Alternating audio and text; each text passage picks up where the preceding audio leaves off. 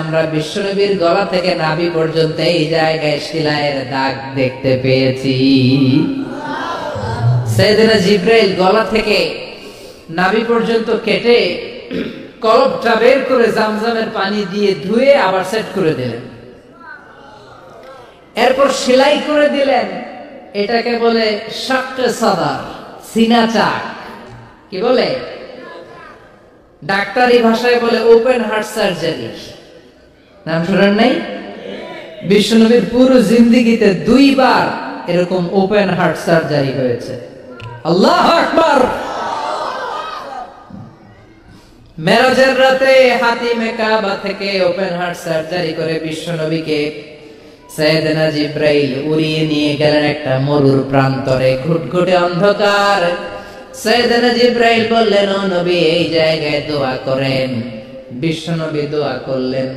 দোয়ার পরে জিবরাইলকে বললেন, ও জিবরাইল কোন জায়গায় রেখে দোয়া করতে বললা? জায়গাটা তো চিনলাম না।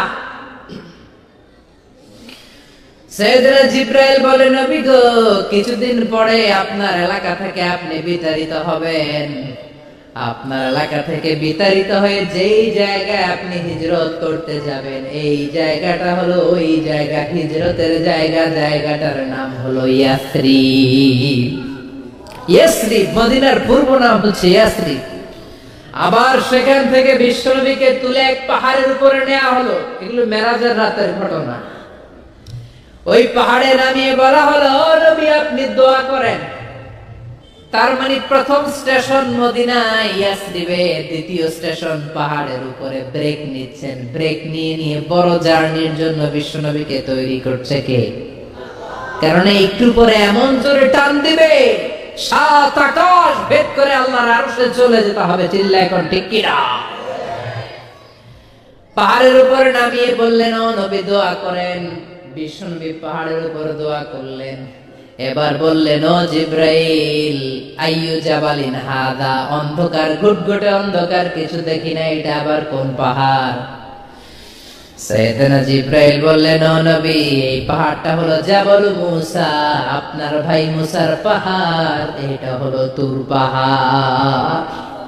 তুর পাহাড়ের চূড়ায় এসেছেন। সেখান থেকে আরেক ব্রেক দিয়ে বিশ্বনবীকে মসজিদুল আকসাতে নেওয়া হয়েছে। যে মসজিদুল আকসা ফিলিস্তিনের ভূখণ্ডে অবস্থিত, যে মসজিদে 1 রাকাত সালাত আদায় করলে 500 রাকাতের সওয়াব আমলনামায় ঢুকিয়ে দিবে কে?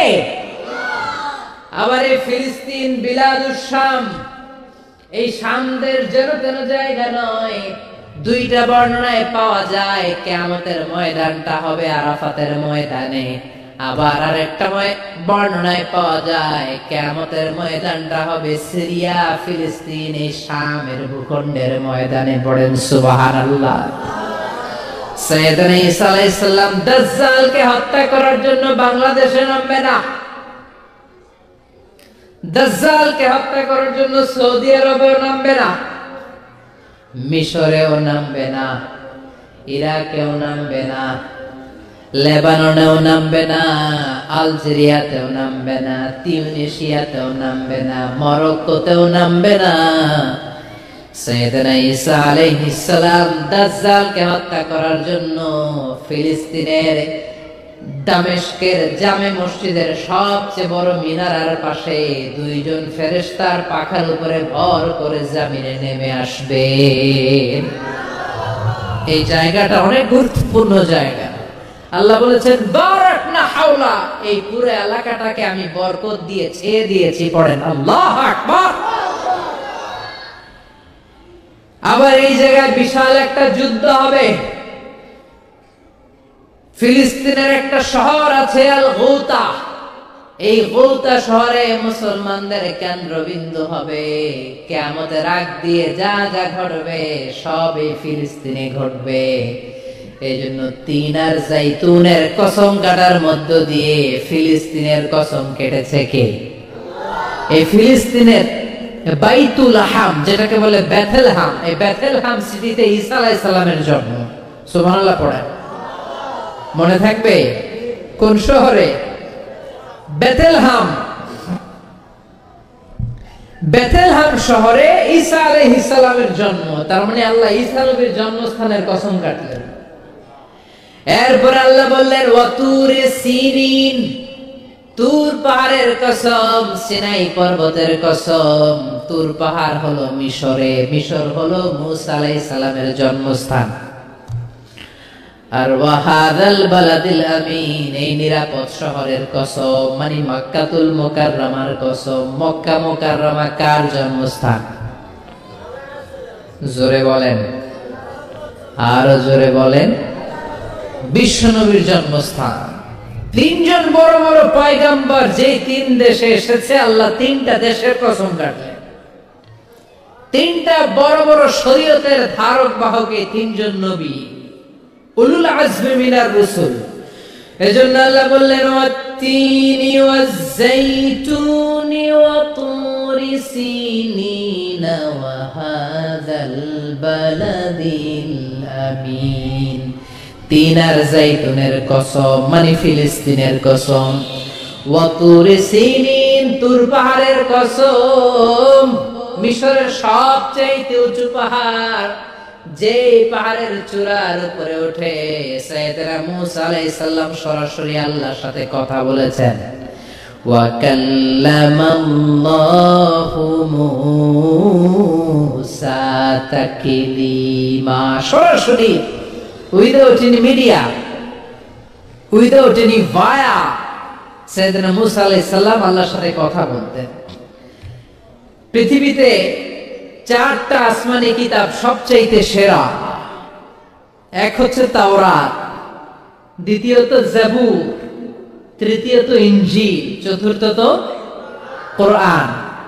তাওরাত আল্লাহ নাযিল করেছেন সাইয়েদনা মূসা আলাইহিস সালামের উপর, জাবুর নাযিল করেছেন দাউদ আলাইহিস সালামের উপর, ইনজিল নাযিল করেছেন ঈসা আলাইহিস সালামের উপর, আর বিশ্বনবীর উপর নাযিল করেছেন কোরআন। ঠিক কিনা?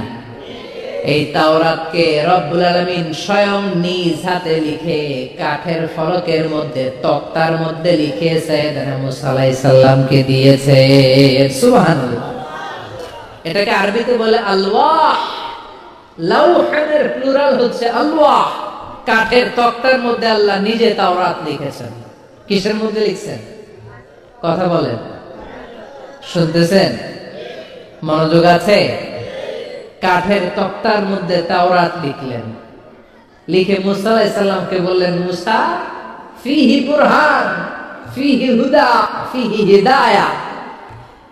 এই হচ্ছে তাওরাত কিতাব, আমি নিজ হাতে লিখে দিয়েছি। এর মধ্যে হেদায়েত আছে, এর মধ্যে বরকত আছে, এর মধ্যে বুরহান আছে, দলিল আছে। যাও, এই কাঠের তক্তার মধ্যে লেখা তাওরাত কিতাবকে নিয়ে যাও, বনি ইসরাইলের কাছে এই তাওরাত কিতাবের দাওয়াত দাও। সাইয়েদনা মূসা আলাইহিস সালাম ছিলেন অনেক শক্তিশালী নবী। উনি ভাবলেন অল্প কয়েকটা তক্তা, কাউকে ডাকার দরকার নাই, আমার ভাই হারুন রে লাগবে না, আমি যথেষ্ট। আমার ভাই হারুন রে কষ্ট করে পাহাড়ের উপরে টেনে আনার দরকার নাই, 3-4টা তক্তা আমি নিজেই নিতে পারবো, নিজেই নিতে পারবো মনে করে সাইয়েদনা মূসা আলাইহিস সালাম আল্লাহর লেখা তক্তার উপরে যে তাওরাতের ফলক, এই ফলক ধরে টান দিয়েছে উঠানোর জন্য। আল্লাহ যেহেতু কিতাব দিয়েছে নিয়ে যায়, কিন্তু কি আজীব তামাশা, তক্তা ধরে কাঁধে তুলবে তো দূরের কথা, নাড়াতেই পারে না। সুবহানাল্লাহ, আসতে বলেন। নাড়াতেই পারে না। ওনার এত শক্তি, উনি এক থাপ্পড় মেরে ফেরাউনের বাবুর্চিকে ওই জায়গার মধ্যে দুনিয়া থেকে বিদায় করেছিলেন। এক ধাক্কা মারলে 10 জন 10 হাত দূরে যেয়ে পড়তো। উনি রেগে গেলে ওনার মাথার চুলগুলো টুপি আর পাগড়ি ভেদ করে উপরের দিকে এরকম খাড়া হয়ে দাঁড়িয়ে যেত। স্বয়ং মালাকুল মাউতকে থাপ্পড় মেরে চোখ কানা করে দিয়েছিলেন। এর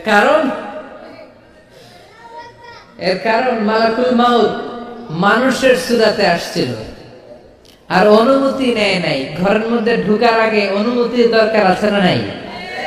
কি সুন্দর ইসলাম, হোয়াট এ প্রাইভেসি ইন ইসলাম, কত সুন্দর প্রাইভেসি ইসলাম আমাদেরকে শিখিয়েছে। আপনি ঘরে ঢুকবেন, অনুমতি নিয়ে ঢুকবেন। কার কথা? এক সাহাবী বললেন, নবী আমার ঘরে 2 ঘর। কয়টা? 2টা মাত্র রুম। এক রুমে থাকে আমি, আর এক রুমে থাকে আমার আম্মা জান।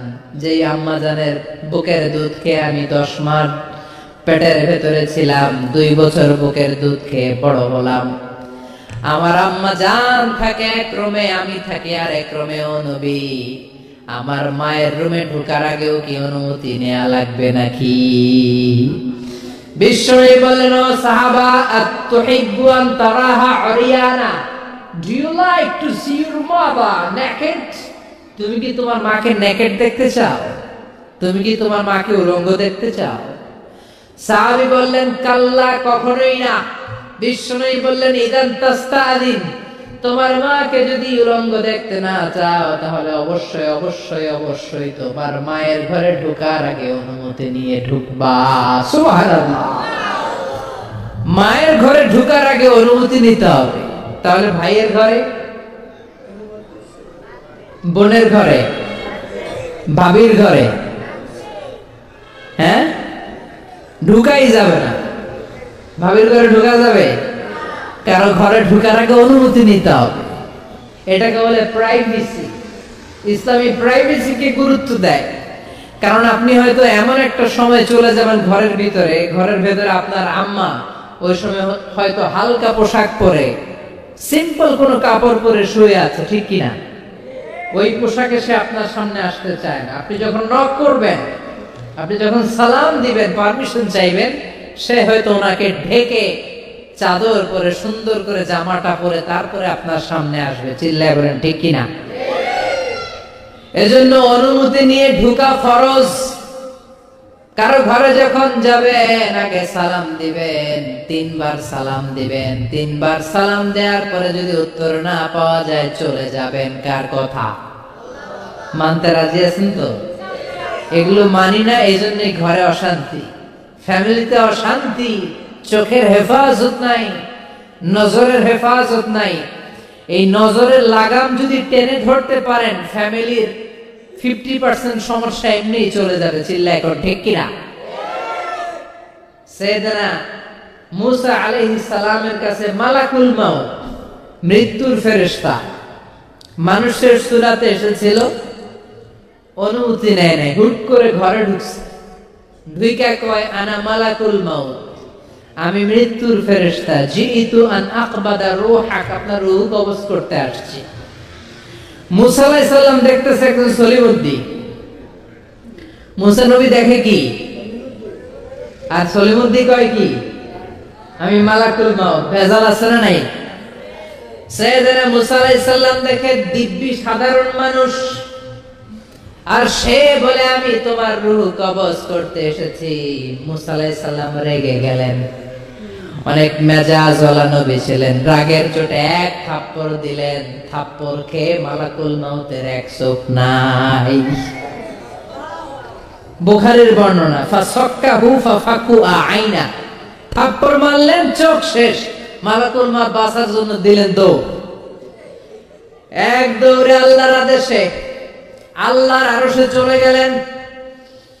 যে বলে, মাবুদ এমন নবীর কাছে পাঠিয়েছেন, আরসালতানি ইলা আবদিন লা ইউরিদুল মাউত, এমন বান্দার কাছে পাঠিয়েছে, ওই বান্দা মরতে চায় না, খালি মারতে চায়। কি করতে চায়? মরতে চায় না, মারতে চায়। দেখেন কি করছে আল্লাহ। বললেন, ও মালাকুল মাউত, ভুল করছো, সালাম দাও নাই, অনুমতি নাও নাই, মানুষের সূরাতে গেছো, আর নবীও সাধারণ নবী না, মেজাজওয়ালা নবী, ঠিক কি না? চিন্তা করে লাভ নাই, আমি কথা বলবো।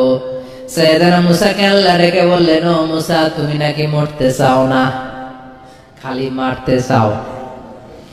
সাইয়েদনা মুসা বললেন, না মাবুদ, আমি তো চিনি নাই, এটা যে মালাকুল মাউত আমি তো চিনি নাই, চিনলে তো তার গায়ে আমি হাত তোলার সাহস করতাম না। আল্লাহ বললেন, ও মুসা, যাও, দাইয়াদাকা আলা মাতনি সাউর, ওই যে একটা গাভী দেখা যায়, ষাঁড় দেখা যায়, ওই গরুর পিঠের উপরে তোমার ডান হাতটা রেখে দাও। সাইয়েদনা মুসা আলাইহিস সালাম গরুর পিঠের উপরে ডান হাত রাখলেন। আল্লাহ বললেন, মুসা, তোমার ডান হাতের নিচে গরুর যতগুলো পশম, প্রত্যেকটা পশমের বিনিময়ে তোমার এক এক বছর করে হায়াত আমি বাড়িয়ে দিলাম। মরতে যখন চাও না, মারতে যখন চাও, আরো কয়েক বছর মারো, হায়াত আমি বাড়িয়ে দিলাম। মুসা আলাইহিস সালাম বললেন, আল্লাহ সুম্মা মাযা? এই হাতের নিচে গরুর যত পশম, তত আমার হায়াত বেড়ে যাবে। ধরলাম হাতের নিচে 2000 পশম, 2000 বছর হায়াত বাড়িয়ে দিলেন, কিন্তু সুম্মা মাযা, 2000 বছর পরে কি হবে আগে ওইটা কোন? ওই ঝামেলাটা ভাঙের আগে আল্লাহ বললেন, মুসা সুম্মাল মাউত, তারপরে তো তোমাকে মরতেই হবে। এই পৃথিবীতে আসলেই মরতে হয়। কুল্লু নাফসিন যায়িকাতুল মাউত, এই পৃথিবীতে যারা একবার আসবে তাদেরকেই মরতে হবে, ঠিক কি না? সাইয়েদনা মুসা আলাইহিস সালাম বললেন, ফাল আনা, তাহলে আর দেরির দরকার নাই, এখনই আমাকে নিতে বলেন। সুবহানাল্লাহ। মালাকুল মাউত এসে মুসা আলাইহিস সালামের রূহ কবজ করে ফেললেন। এই মুসা আলাইহিস সালামের সাথে সরাসরি আল্লাহর কথা হতো এই তুর পাহাড়ের উপর। আর